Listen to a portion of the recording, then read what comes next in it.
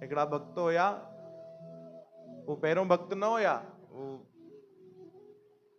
संसारी ही हुया। ऐं अहिड़ा संसारी हुया कि माण्हू उनजो मजाक उॾाईंदा। नालो हुयो धनुर्दास। छा नालो भाई? धनुर्दास। उनजे जीवन जी घटना आहे कि वो पंहिंजे घरवारी ते एॾो मोहित हुयो। उनजी घरवारी ॾाढी सुंदर, ॾाढी सुंदर, त बसि उनखे ॾिसंदो त पागल थी वेंदो, चरियो थी वेंदो।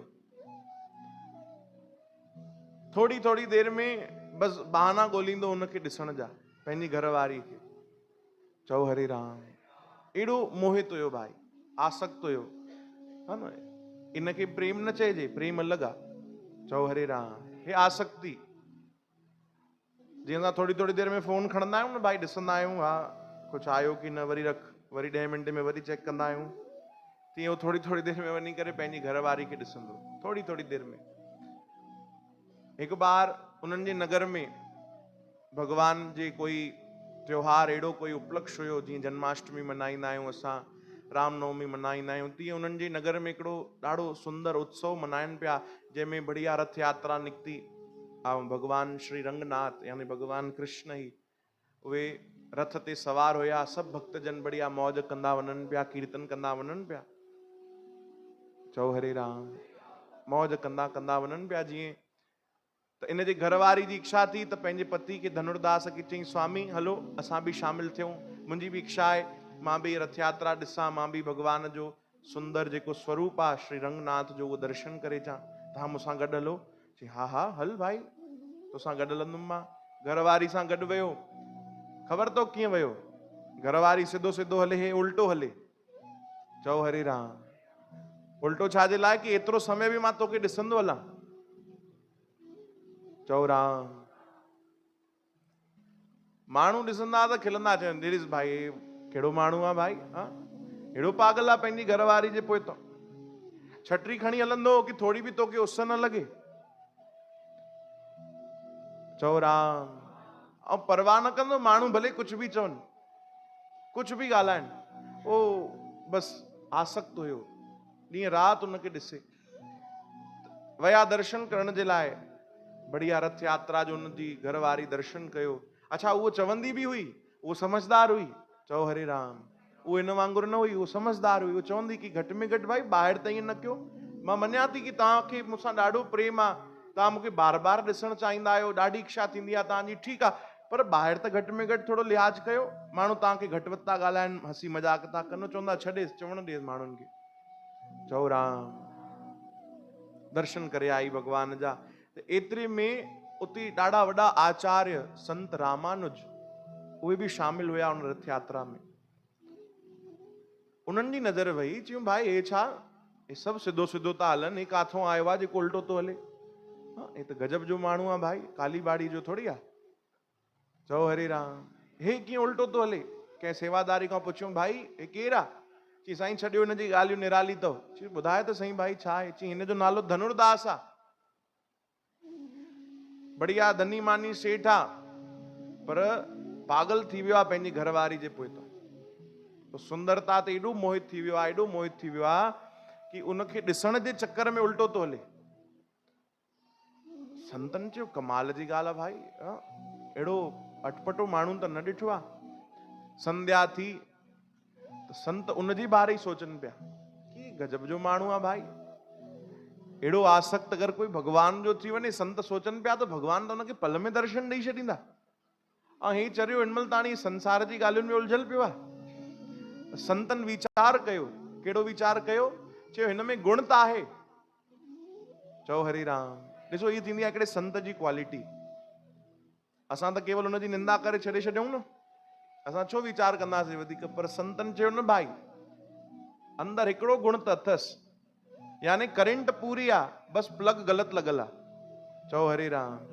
है न भाई, हिते जीअं स्विच जीअं लॻल हूंदा आहिनि, ठीकु आहे, करंट त आहे पर जेको स्विच आहे उहो ग़लति लॻल आहे, उनखे मटणो आहे।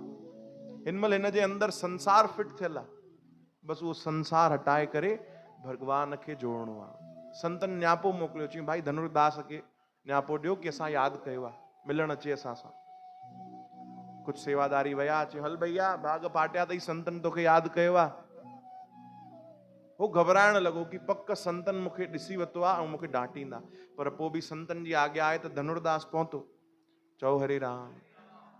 जीअं पहुतो, संतन चयो भाई छा पियो करे उनमें यात्रा ते? जेॾी महिल असां सभु कीर्तन कंदा कंदा वञूं पिया, कि साईं मूंखे माफ़ कजो, मूंखे ख़बर हुई तव्हां इन ई ॻाल्हि ते मूंखे सॾु कयो आहे, पर मां छा कयां, मां आसक्त आहियां। मुंहिंजी घरवारी मूंखे ॾाढी सुंदर लॻंदी आहे, मूंखे लॻंदो आहे हुनजी सुंदरता जे साम्हूं त कोई सुंदर न आहे। अच्छा, हाँ साईं, मां एॾो आसक्त आहियां कि मां हर कुछ देर में कुछ पलन में वञी वञी बार बार कहिड़े न कहिड़े बहाने सां उनखे ॾिसी ईंदो आहियां।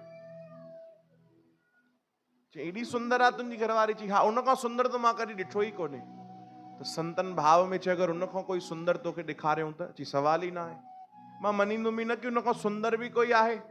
चई अगरि तोखे उन खां बि वधीक सुंदरता ॾेखारियूं कंहिंमें, पोइ? चई पोइ मां वचन थो ॾियां, पोइ मां उन ॾे ई निहारींदुमि। चओ हरे राम। तव्हां ॾेखारियो मूंखे उन खां सुंदर केरु आहे, मां बि त ॾिसां। संतन चयो ठीकु आहे भाई, ठीक सुबुह जो 5 बजे अचजां, तोखे इन सृष्टि जी टिनिनि लोकनि जी सभिनीनि खां वधीक सुंदर जेकी मूर्त आहे, चओ हरे राम, जंहिंजे साम्हूं कामदेव बि कुछ न आहे, वो सुंदरता तोखे ॾेखारींदासीं सुभाणे। हली अचां समय सां। ठीकु आहे साईं। वो बि समय सां पहुची वियो। संत रामानुज आचार्य उनखे वठी विया बांह पकड़े करे। चओ राम। अधु कृपा त उन ते ईअं ई थी वई कि संतन बांह पकड़ी ऐं मंदिर वठी विया। मंदिर वठी विया। मंदिर जे ॿाहिरि भगवान जे ठीकु साम्हूं पर्दो लॻल हुयो। पहिरियों संत अंदर विया, वञी पंहिंजे भगवान खे श्री रंगनाथ प्रभु खे प्रार्थना कयूं। चयो प्रभु, अॾे आयो तो धनुर्दास, इनखे भक्त धनुर्दास ठाहिणो अथव। ही प्रार्थना अथव प्रभु, जेके दर्शन तव्हां स्वाभाविक सभिनीनि खे ॾींदा आहियो, इनखे उहो दर्शन न कराइजो, इनखे कुछ अलॻि छवि ॾेखारिजो। चओ राम। ताकि ये तव्हांजी छवि ॾिसे त तव्हां ते आसक्त मोहित थी वञे, बसि मगन थी वञे। इनखे अहिड़ो आनंद ॾियो अॼु पंहिंजे दर्शन सां कि इनखे कॾहिं पोइ कोई संसार जी सुंदरता नज़र ई न अचे। चओ राम। ये प्रार्थना करे संत ॿाहिरि हली आया। घंटी वॾी, पर्दो हटियो भगवान जे साम्हूं। सभिनीनि खां पहिरियों पहिरियों हे ई बीठो हुयो धनुर्दास। जीअं ई पर्दो हटियो त वाकई संतनि जी कृपा सां, ऐं भगवान त संतनि जी ॻाल्हियूं मञींदा आहिनि, भगवान अहिड़ी छवि ॾेखारी, अहिड़ी छवि ॾेखारी, ये सभिनीनि खे त स्वाभाविक दर्शन थिया। चओ हरे राम। स्वाभाविक है न, जीअं असां हिनमहिल भगवान जा दर्शन था कयूं, स्वाभाविक सभिनीनि खे ईअं ई दर्शन थिया। पर जेके दर्शन धनुर्दास कया, उहे ॿिए कंहिं न कया। उन्हनि अहिड़ा अद्भुत दर्शन कया। पहिरियों त शुरूआत कई, चरणनि खे ॾिठो भगवान जे। वो काफ़ी देर त चरणनि खे ई ॾिसंदो रहियो। चओ राम। धीरे धीरे अॻिते वधियो। जेॾी महिल भगवान जे हथनि ते, भगवान जे कमर ते पहुतो, भगवान जे मुख ते पहुतो, त पोइ बसि अखियुनि मां आंसू वही आया। चओ हरे राम।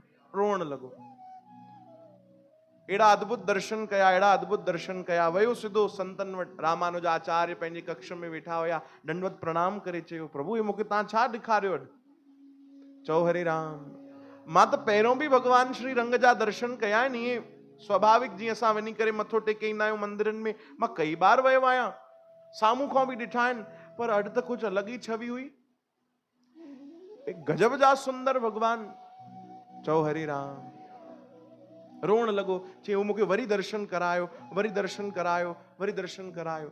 चई भाई कीअं? तोखे चयोसीं न सभिनीनि खां सुंदर मूर्त ॾेखारींदासीं, मञे तो कि न? चई हा साईं मां मञा तो बिल्कुलु। हेॾी सुंदर तव्हां मूर्त ॾेखारी आहे। तॾहिं संतन सम्झायो। चई भैया हाणे ईअं न कजां कि तूं पंहिंजे घरवारी जो त्याग करे छॾे। चओ हरे राम। घरवारी जो त्याग न कजां, उनखे बि भक्ति सां जोड़जां। हाणे रोज तूं प्रभु जा दर्शन करण अचजां। ऐं असांजो वचन अथई, तोखे भगवान रोज पंहिंजी मोहिनी मूर्त ॾेखारींदा। चओ हरे राम। उन ॾींहुं उहो धनुर्दास भक्त धनुर्दास बणिजी वियो। चओ राम।